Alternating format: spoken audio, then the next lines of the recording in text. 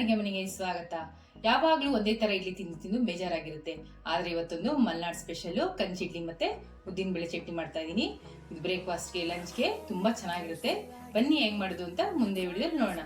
ನಮ್ಮ ಚಾನೆಲ್ ನ first time ನೋಡ್ತಿರೋರು subscribe ಮಾಡೋದ್ ಮರಿಬೇಡಿ. ಲೈಕ್ ಮಾಡಿ, ಶೇರ್ ಮಾಡಿ, ಕಮೆಂಟ್ ಮಾಡಿ. ಇಡ್ಲಿ ನೆನ್ಸ್ಕೊಳ್ಳೋಕೆ 3 ಪಾವ್ ಅಕ್ಕಿ ತರಿ ತಗೊಂಡಿದೀನಿ, ಅದನ್ನ ಹಾಕೊಂತಾ ಇದೀನಿ.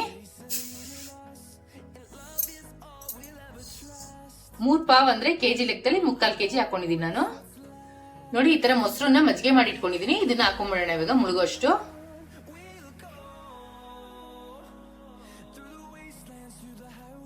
ಇವಾಗ ಒಂದ್ಸಲಿ ಮಿಕ್ಸ್ ಮಾಡ್ಕೊಂಡ್ಬಿಡೋಣ. ಅಕ್ಕಿ ತರಿನು ಮಜ್ಜಿಗೆ ನೀಟಾಗಿ ಹೊಂದ್ಕೊಳ್ಳಂಗೆ ಮಿಕ್ಸ್ ಮಾಡ್ಕೋಬೇಕು. ಇವಾಗ ಓವರ್ ನೈಟ್ ನೆನೆಗೆ ಬಿಟ್ಬಿಡೋಣ ಮಜ್ಜಿಗೆಲೆ. ಅಕ್ಕಿ ತರಿ ಓವರ್ ನೈಟ್ ಚೆನ್ನಾಗಿ ನೆಂದಿದೆ. 3 ಪಾವ್ ಅಕ್ಕಿ ತರಿಗೆ ಅದೇ ಪಾವಲ್ಲಿ 1.5 ಪಾವ್ ಉದ್ದಿನ ಬೇಳೆ ನೆನೆಸ್ಕೊಂತಾ ಇದೀನಿ.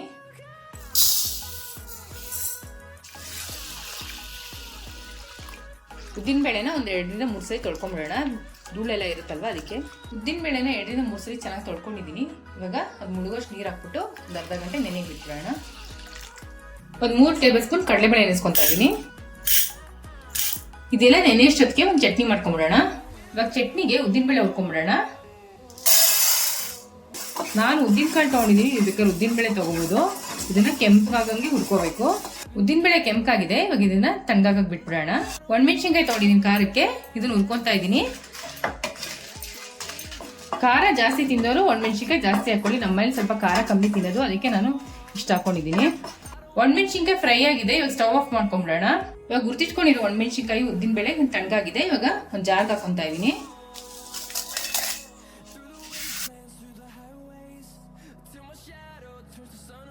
ಸ್ವಲ್ಪ ಹುಣಸೆ ಹಣ್ಣು, ಒಂದು ಸ್ವಲ್ಪ ಬೆಲ್ಲ, ರುಚಿಗೆ ತಕ್ಕಷ್ಟು ಉಪ್ಪು, ಅರ್ಧ ಒಟ್ಟು ತೆಂಗಿನಕಾಯಿ ತುರಿದಿಟ್ಕೊಂಡಿದ್ದೀನಿ, ಅದನ್ನ ಹಾಕೊಂತಾ ಇದೀನಿ.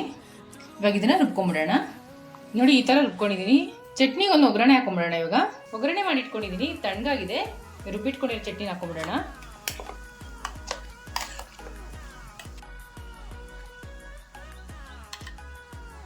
ಚೆನ್ನಾಗಿ ಮಿಕ್ಸ್ ಮಾಡ್ಕೊಂಡು ಒಂದು ಸರ್ವಿಂಗ್ ಬೌಲ್ ಹಾಕೊಂತಾ ಇದೀನಿ.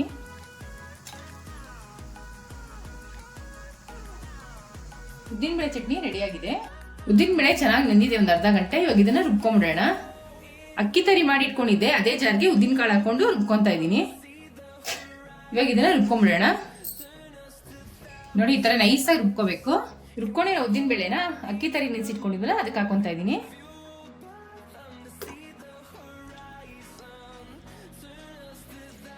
ರುಬ್ಬಿಟ್ಕೊಂಡಿರೋ ಉದ್ದಿನ ಬೇಳೆ ಎಲ್ಲ ಅಕ್ಕಿ ತರಿಗೆ ಹಾಕೊಂಡಾಗಿದೆ. ಇವಾಗ ಕಡಲೆಬೇಳೆ ನೆನೆಸಿಟ್ಕೊಂಡಿದ್ವಲ್ಲ ಅದನ್ನ ಹಾಕೊಂತಾ ಇದ್ದೀನಿ. 1 ಪಾವ್ ತೆಂಗಿನಕಾಯಿ ತುರಿ ಹಾಕೊಂತಾ ಇದೀನಿ. ಹಸಿಮೆಣಸಿನ್ಕಾಯಿನ ಸಣ್ಣ ಕಟ್ ಮಾಡಿ ಇಟ್ಕೊಂಡಿದ್ದೀನಿ, ಅದನ್ನ ಹಾಕೊಂತಾ ಇದೀನಿ. ಕರ್ಬೇವಿನ ಸೊಪ್ಪನ್ನ ಸಣ್ಣ ಕಟ್ ಮಾಡಿ ಇಟ್ಕೊಂಡಿದ್ದೀನಿ, ಅದನ್ನ ಹಾಕೊಂತಾ ಇದೀನಿ. ರುಚಿಗೆ ತಕ್ಕಷ್ಟು ಉಪ್ಪು, ಒಂದು 1/4 ಟೇಬಲ್ ಸ್ಪೂನ್ ಅಡಿಗೆ ಸೋಡಾ. ಇವಾಗ ಇದನ್ನ ಚೆನ್ನಾಗಿ ಮಿಕ್ಸ್ ಮಾಡ್ಕೊಂಡ್ಬಿಡೋಣ.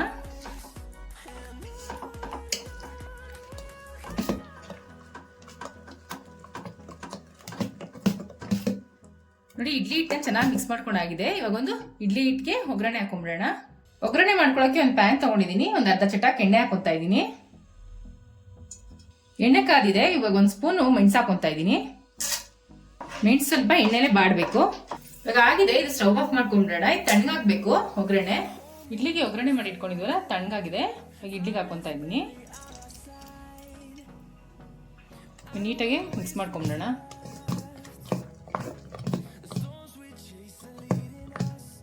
ನೋಡಿ, ಮಿಕ್ಸ್ ಮಾಡ್ಕೊಂಡು ಆಗಿದೆ. ಇವಾಗ ಇಡ್ಲಿ ಹಿಟ್ಟು ಏನೋ ಗಟ್ಟಿ ಅನ್ಸಿದ್ರೆ ಮಜ್ಜಿಗೆನೂ ಇಲ್ಲಾಂದ್ರೆ ನೀರು ಹಾಕೊಬಹುದು. ಇಡ್ಲಿ ತಟ್ಟೆ ತಗೊಂಡಿದ್ದೀನಿ, ತುಪ್ಪ ಸವರ್ಕೊಂತಾ ಇದ್ದೀನಿ. ತುಪ್ಪ ಸವರ್ಕೊಳ್ಳೋದು ಏನಕ್ಕೆ ಅಂತಂದ್ರೆ ಇಡ್ಲಿ ಚೆನ್ನಾಗಿ ಎದೊಳುತ್ತೆ, ಅದಕ್ಕೆ ಅಂಟ್ಕೊಳ್ಳೋದಿಲ್ಲ ತಟ್ಟೆಗೆ. ತುಪ್ಪ ಸವರ್ಕೊಂಡು ಮಾಡ್ಕೊಳ್ಳೋದ್ರಿಂದ ಮತ್ತೆ ಇಡ್ಲಿ ಟೇಸ್ಟು ತುಂಬಾ ಚೆನ್ನಾಗಿರುತ್ತೆ. ತುಪ್ಪ ಸವರ್ಕೊಂಡಾಗಿದೆ. ಇವಾಗ ಇಡ್ಲಿ ಹಿಟ್ಟು ಹಾಕೊಂಡ್ಬಿಡೋಣ ಒಂದೊಂದೇ ತಟ್ಟೆಗೆ.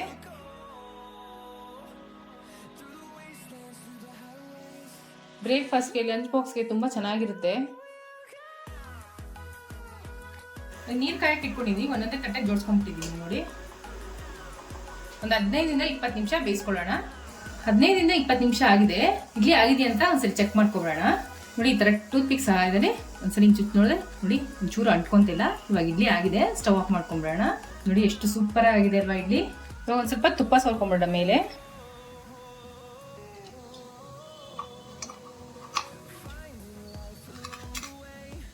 ನೋಡಿ, ಎಷ್ಟು ಚೆನ್ನಾಗಿ ಬಂತು. ಕಂಚಿ ಇಡ್ಲಿ ಉದ್ದಿನ ಬೇಳೆ ಚಟ್ನಿ ರೆಡಿ ಆಗಿದೆ. ಟ್ರೈ ಮಾಡಿಬಿಟ್ಟು ಹೇಗಿತ್ತು ಅಂತ ಕಮೆಂಟ್ ಬಾಕ್ಸ್ ಅಲ್ಲಿ ತಿಳಿಸಿ. Thanks for watching our video.